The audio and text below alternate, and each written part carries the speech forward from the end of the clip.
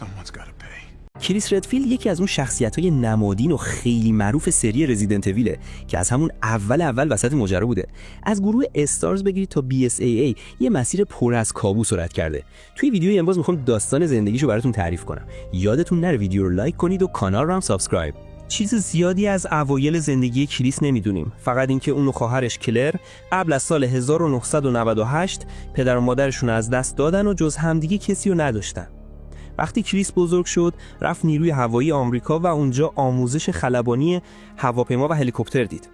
توی یه واحدی خدمت میکرد که بقیه هم اونجا بود و با هم رفیق شدن، رفاقتی که بعداً خیلی به کارشون اومد.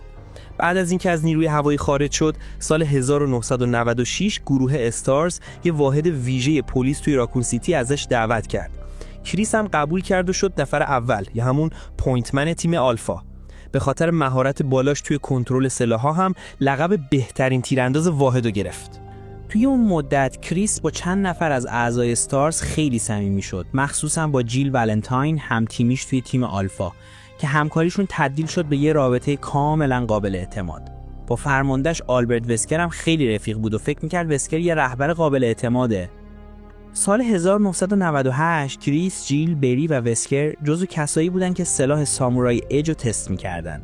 نسخه کریس یه روکش استیل آبی سخت داشت، ماشه نقره‌ای و نشون استارز به رنگ آبی تیره روش بود. بهار 1998 راکون سیتی درگیر یه سری قتل وحشتناک شد. آدمخواری و حمله موجودات ناشناس به مردم. تحقیقات تا کوهستان آرکلی پیش رفت ولی مظنون پیدا نکردن. 2 ماه گذشته و وضعیت بدتر شد و مردم اعتراض کردن و پلیس مجبور شد پرونده رو بده به استارز.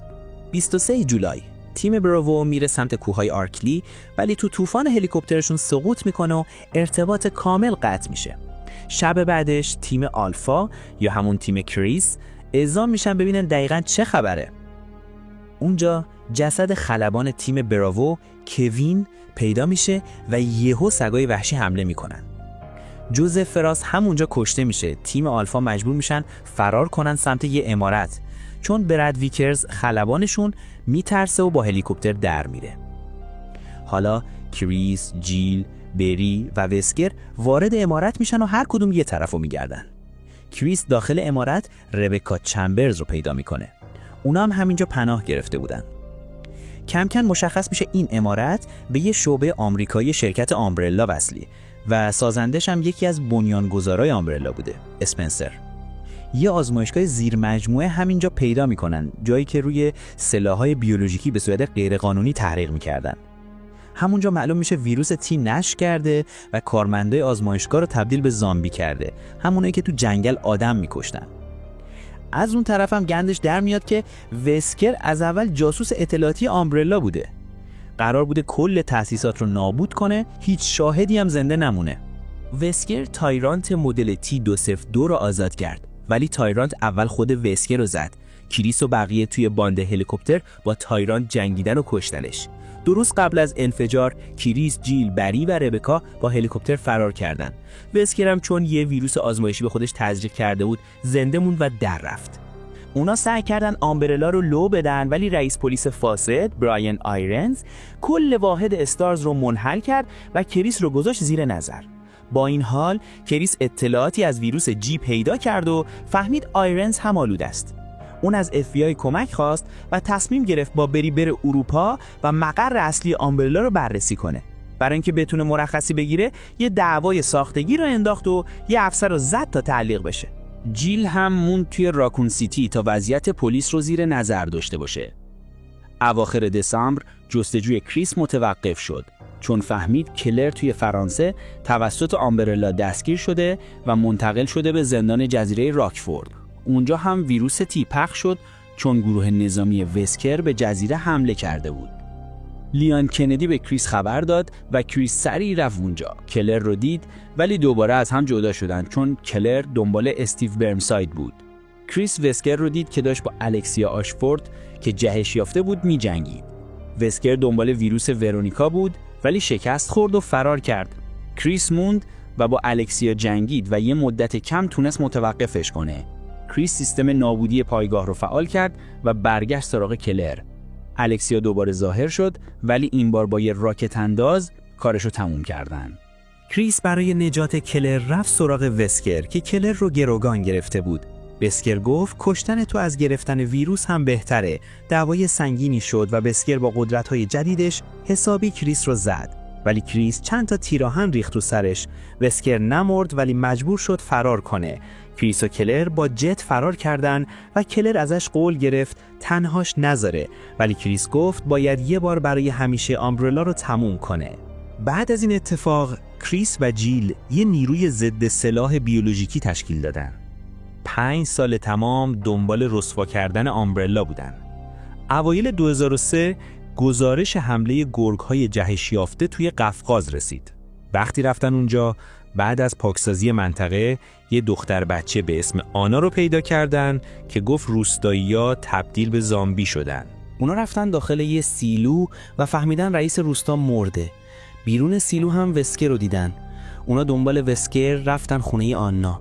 وسکر گاف صندوق رو باز کرد و گفت اینجا یکی از تأسیسات آمبرلاست. گردنبند آنا کلید گاف صندوق بود ولی داخلش بمب بود.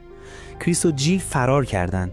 بعدش فهمیدن پدر آنا توی یه کارخونه شیمیایی متعلق به آمبرلا کار میکنه. اونجا با یه هیولای جدید به اسم تالوس روبرو شدن. کریس و جیل تونستن شکستش بدن و بالاخره کار آمبرلا تموم شد. البته وسکر هنوز آزاد بود و اونا میدونستن که این داستان ادامه داره. بعد از سقوط آمبرلا تو سال 2003 محقق‌های سرکش شرکت دارایی‌ها و ویروس‌ها رو تو بازار سیاه فروختن به تروریست‌ها. در جواب این تهدید کریس و جیل کمک کردند تا سازمان BSAA تشکیل بشه. سال 2005 بعد از حادثه معروف تراگرژیا به BSAA خبر رسید که گروه تروریستی ولترو دوباره برگشته. رئیس BSAA کلایو اوبراین کریس و همکار جدیدش جسیکا رو فرستاد به یک کوهستان برفی. اونجا ارتباطشون قطع شد. اونا لاشه یه هواپیما و ردپای ویروس پیدا کردن و فهمیدن ولترو اونجا مخفیگاه داره. بعدش خبر رسید که جیل و همکارش پارکر گم شدن، احتمالاً روی کشتی. کریس و جسیکا با هلیکوپتر رفتن روی کشتی ولی فهمیدن اشتباهی رفتن روی کوین سمیرامیس، کپی کشتی اصلی. بعدش رفتن سراغ کشتی اصلی یعنی کوین زنوبیا. اونجا کلی هیولا کشتن و بالاخره جیل و پارکر رو پیدا کردن. ولی جسیکا خائن بود و برای مورگان لنسدیل کار میکرد. جسیکا پارکر رو زخمی کرد و فرار کرد. کریس و جیل دوباره تیم شدن و رفتن آزمایشگاه کشتی تا نذارن ویروس تی وارد دریا بشه. اونا ویروس رو خنثی کردن. بعدش اوبراین اعتراف کرد که کل ماجرای بازگشت ولترو نقشه خودش بوده تا گندکاری‌های لنسدیل رو کنه. اونا رفتن سراغ کشتی سوم کوین دایدو و اونجا جک نورمن رئیس واقعی ولترو رو پیدا کردن. نورمن به خودش ویروس زد و تبدیل به هیولا شد، ولی کریس و جیل شکستش دادن و مدارک علیه لنسدیل رو به دست آوردن. بعد از اینکه BSAA رفت زیر نظر سازمان ملل، کریس و جیل کلی مأموریت انجام دادن. سال 2006 یه سرنخ پیدا کردن که اسپنسر کجاست. رفتن امارت اسپنسر توی اروپا. بعد از درگیری با هیولاها رسیدن به اتاق اسپنسر، ولی دیدن وسکر همین الان کشتتش. یه مبارزه نابرابر شکل گرفت. وسکر داشت کریس رو میکشت که جیل فداکاری کرد و خودش رو با وسکر پرت کرد پایین دره. جسد جیل پیدا نشد و گفتن مرده. کریس 3 سال باور نکرد و همیشه دنبال جیل میگشت. سال 2009 کریس رفت آفریقا، منطقه کیجوجو، برای مأموریت با همکار جدیدش شاوا آلومار. اونا دنبال دلال سلاح ریکاردو اروینگ بودن و فهمیدن مردم آلوده شدن. وسط مأموریت کریس یه عکس دید که نشون میداد جیل زنده است. اروینگ تبدیل به هیولا شد. کریس و شوا کشتنش. قبل مرگش گفت برن توی یه غار. اونجا آزمایشگاه قدیمی آمبرلا رو پیدا کردن و با اکسلژیون روبرو شدن. کریس دید وسکر زنده است و یه زن ماسکدار کنارشه. اون زن جیل بود که شستشوی مغزی شده بود و یه دستگاه روی سینش بود. کریس با زحمت دستگاه رو کند و جیل نجات پیدا کرد. جیل به کریس گفت بره جلوی وسکر رو بگیره. کریس و شوا رفتن سراغ وسکر که میخواست ویروس اوروبوروس رو تو دنیا پخش کنه. اونا توی یه بمب افکن با وسکر جنگیدن و هواپیما سقوط کرد داخل آتشفشان. وسکر خودش رو با ویروس آلوده کرد و اینجا بود که اون لحظه تاریخی اتفاق افتاد.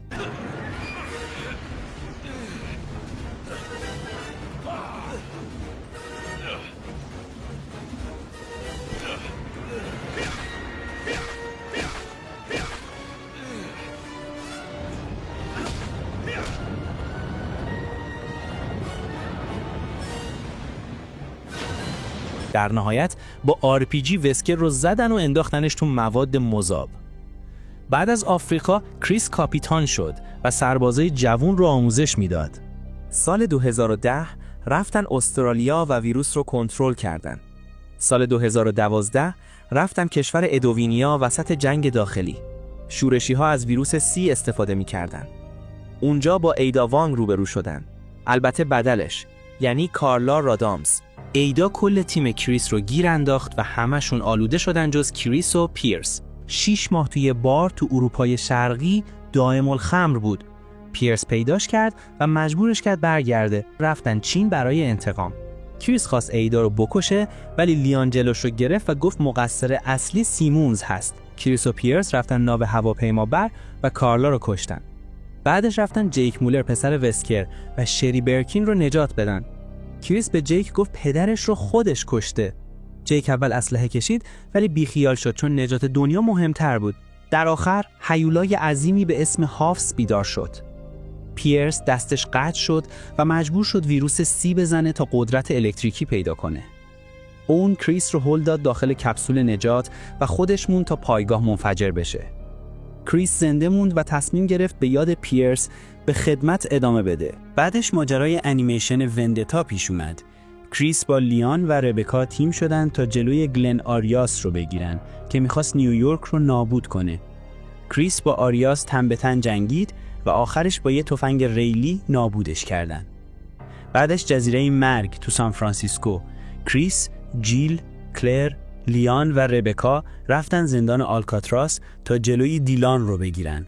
اونجا جیل دوباره برگشت به میدان و تیم با هم دیلان رو که تبدیل هیولا شده بود کشتن.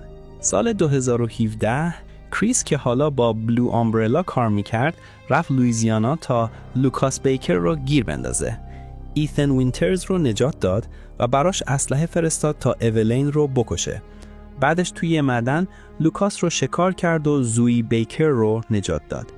کریس بعد از این اتفاقها به BSAA بی‌اعتماد شد چون داشتن گندکاری‌ها رو قایم می‌کردن. 3 سال بعد رزیدنت ایول 8 ویلج. کریس با تیم خودش رفت سراغ مادر میراندا که خودش رو جای میا جا زده بود. کریس به خونه ایتن حمله کرد، به میراندا شلیک کرد و روز رو برداشت. ایتن فکر کرد کریس زنش رو کشته. کریس توی دهکده دنبال میراندا بود. آخرش توی کارخانه هایزنبرگ به ایتن حقیقت رو گفت. ایتن رفت میراندا رو بکشه و کریس هم رفت بمبگذاری کنه. میراندا قلب ایتن رو کند ولی ایتن مقاومت کرد و کشتش.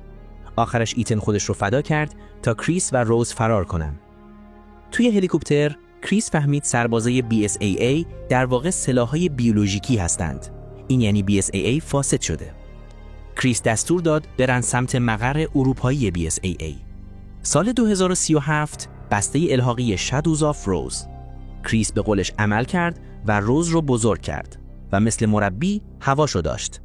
شاید بازی بعدی آخرین حضور کریس باشه. شاید هم نه.